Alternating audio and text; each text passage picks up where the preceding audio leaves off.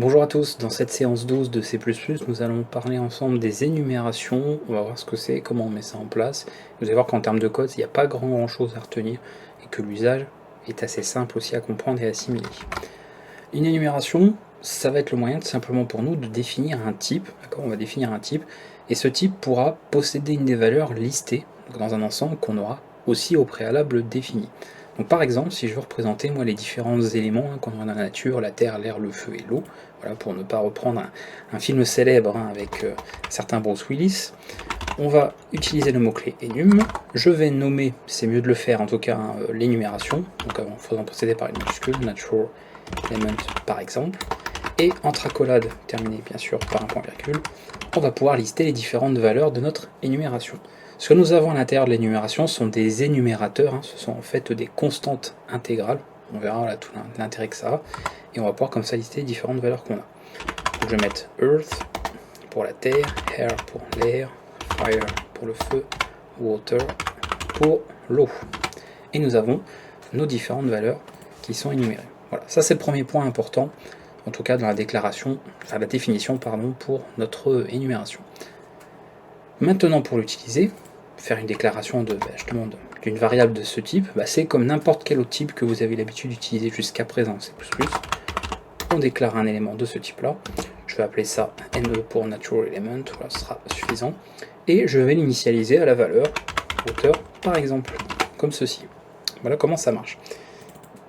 Ce terme va fonctionner puisque ici nous avons une portée globale. D'accord, l'énumération ici a une portée globale, en plus elle n'est pas dans l'intérieur d'une fonction d'une classe ou que sais-je, ou même dans un espace de nom, en plus on n'a pas vu toutes ces choses-là de toute manière. Donc la portée est globale, c'est-à-dire que ces termes-là sont disponibles dans la globalité du code, d'accord. Et on verra d'ailleurs que ça peut poser des problèmes, juste après je vous montrerai un petit exemple. En tout cas, comme ça fonctionne. On va l'afficher, simplement, afficher l'énumération pour voir un petit peu ce qu'on retourne, et comme ça vous allez vite comprendre aussi comment fonctionne une énumération au niveau de ces valeurs ici. C'est-à-dire que là, on va avoir tout un tas de choses qui vont se produire, tout un tas de modifications, de conversions. Donc déjà, on va compiler pour tester.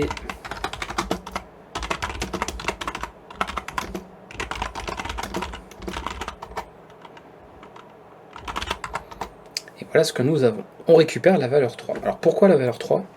Tout simplement, puisqu'ici, vous allez avoir en fait un équivalent, donc il y a une valeur qui est affectée à chacune des valeurs de l'ensemble, donc tous les énumérateurs de notre énumération. Le premier, puisque rien n'était précisé, commence à 0, ici. On va avoir le deuxième ensuite incrémenté de 1, et ainsi de suite. Donc si je les fais tous, il n'y a pas beaucoup de valeurs, je peux tous les noter. Voilà ce qu'on obtiendra en fait derrière, d'accord. Vous pourriez d'ailleurs vous-même indiquer une valeur explicite, c'est tout à fait, même si bon, il faut en avoir l'usage, c'est pas forcément conseillé. Par exemple, si ici je mets à 1, comme les valeurs qui suivent sont incrémentées à chaque fois de 1, eh bien air vaudra 2, fire vaudra 3, water vaudra 4. Et on peut même encore plus, voilà, on peut aller encore plus farfelu, on peut par exemple s'amuser à faire ceci, et puis ici repasser à 1, ce qui va faire que cette valeur donc, sera bien à 2, celle-ci sera, c'est ça que je voulais faire, celle-ci sera à 3, et là comme on revient à 1, et ben, water 1 sera incrémenté par rapport à la valeur juste précédente. Donc, il sera à 2. Et ça ne posera pas problème d'ailleurs que earth et water valent 2 finalement, puisqu'il n'y aura pas de problème de conflit, ce sont deux entiers. En fait, ici, ça fonctionne par défaut avec des entiers. Et c'est d'ailleurs pour ça qu'à l'affichage, là, nous avons cette valeur qui est affichée, puisqu'une conversion implicite est effectuée au moment d'un affichage avec ici notre type d'énumération. Donc, ça fonctionne sans problème, et vous voyez que ça affiche bien 3, étant donné que ça commence par défaut à 0. Donc ça éviter, pareil, ce type de, on va dire, de valeurs désignées explicitement, surtout quand elles sont mélangées. Il faut vraiment avoir besoin de bonnes raisons de le faire, mais sinon, généralement, on se contente juste de mettre des noms, d'accord, nos différents énumérateurs, et ça va très bien comme ça. L'intérêt aussi de ça, c'est de pouvoir effectuer des conditions, bien sûr, parce que c'est aussi tout le principe d'avoir ça. Vous voyez qu'on définit un élément, donc ici natural element, il ne peut être qu'une seule de ces valeurs à la fois. Alors, rien ne m'empêche de le changer, attention, je peux très bien, évidemment, à tout moment, changer sa valeur par autre chose. Et là, ça va changer complètement à l'affichage le numéro que nous avons, en fait, l'entier correspondant. Donc, je vais recompiler pour montrer, ça fera pas un exemple de trop, et vous voyez qu'on a bien changé la valeur, on est bien sur quelque chose de différent. Donc ça pose pas de problème. Là où ça a un intérêt aussi, puisque finalement, bon, l'entier en lui-même, on s'en fiche, en plus, là, on ne le voit même pas, il est masqué, donc ça n'a pas beaucoup d'intérêt pour nous, c'est encore une fois les différents énumérateurs nommés comme on a ici, qui ont leur intérêt.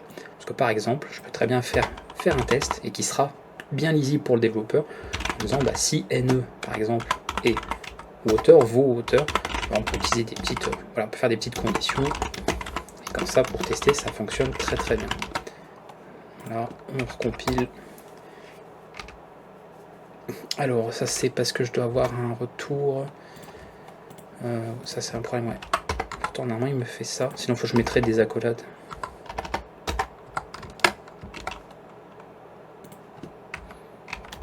Normalement il est censé tout mettre comme il faut. C'est un avertissement, c'est pas gênant. Je vais mettre des accolades, c'est pas grave. Des fois ça le fait, des fois ça ne le fait pas. Voilà. On recommence.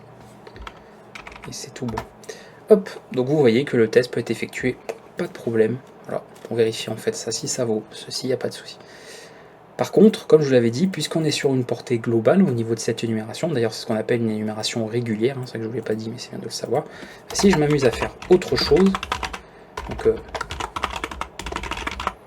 un autre type d'énumération, qui aurait, bon je ne sais pas quoi, éventuellement les der, et par exemple qu'on mettait, on s'amusait à mettre fire, bah là ça poserait problème, notamment bon, si je déclare ici un élément de ce type, parce que fire est un élément global, d'accord, c'est une valeur qui est en fait dans une portée globale, et il ne saurait pas à quelle énumération cela fait référence, donc ça poserait problème, donc là c'est pas possible, donc attention au niveau des collisions, des conflits de noms que vous pourriez avoir dans ce genre de cas là.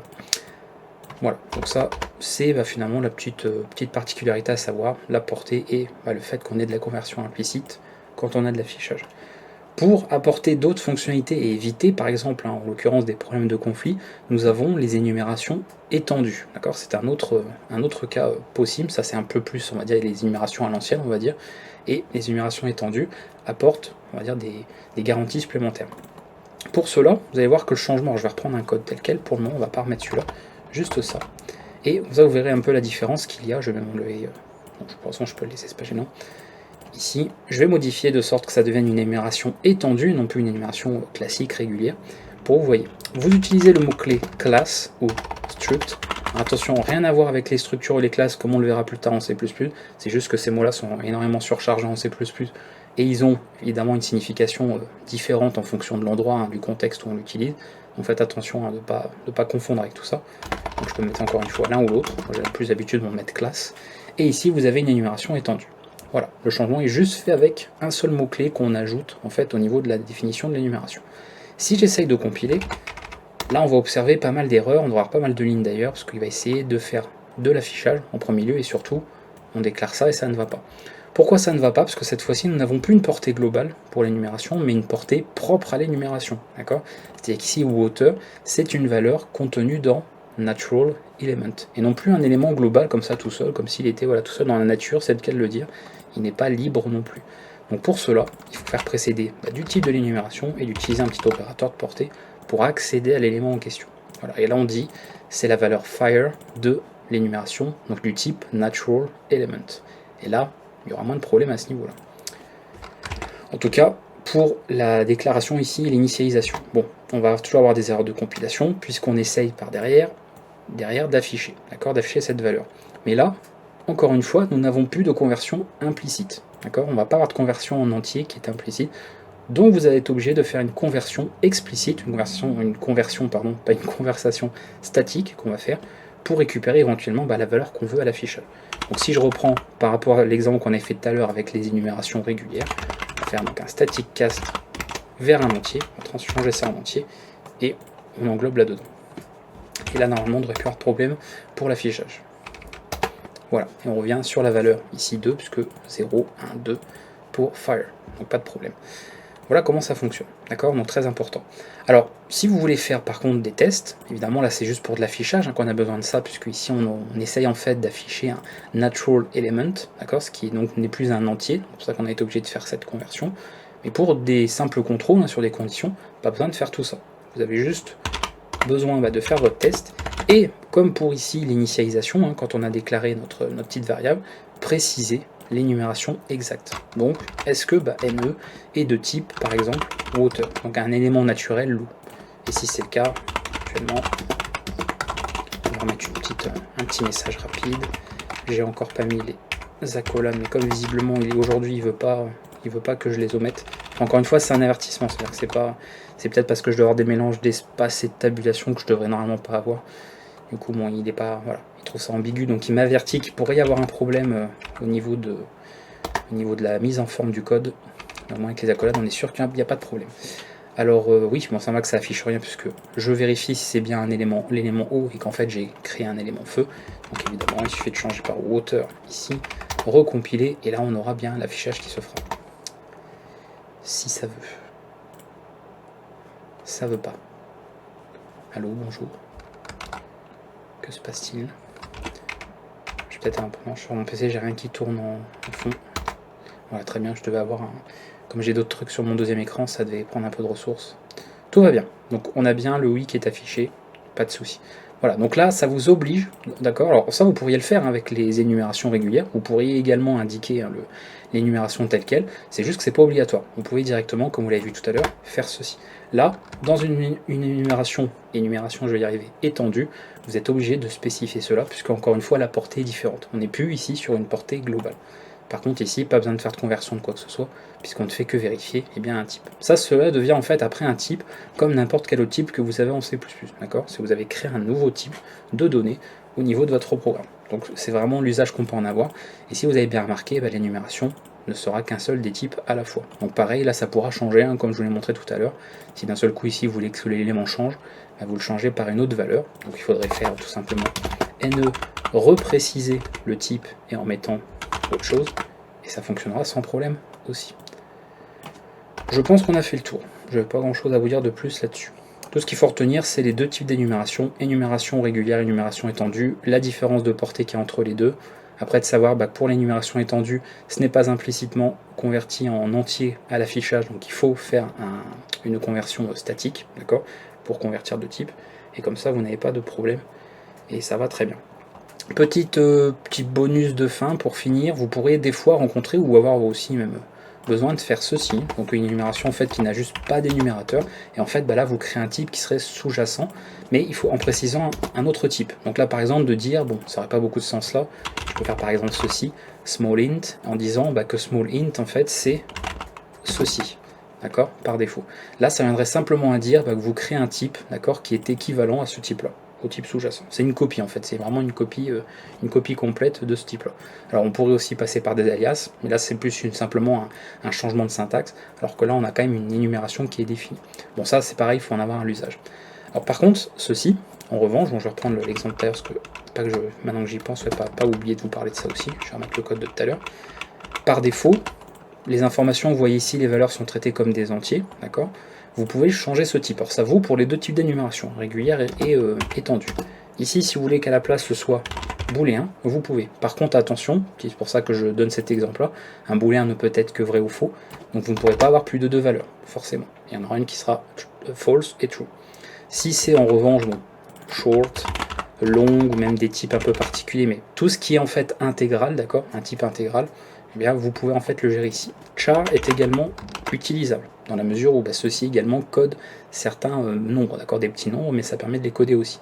Donc ça fonctionnera, à part qu'ici, par défaut, vous aurez des caractères un peu particuliers. 0, je crois que c'est l'espace blanc. Après, vous avez genre plus ou moins les ancêtres des emojis, mais textes étaient codés en tout cas à l'époque pour les quelques qu'on avait. Mais après, vous pouvez de toute façon changer, si vous avez besoin, comme je vous l'ai montré, changer par des valeurs. Ici, par exemple, vous voulez dire que c'est représenté par un E majuscule, et ici, il faudrait spécifier du coup pour les autres, sinon vous aurez des valeurs prises en fait incrémentées par rapport à ce que vous aviez avant.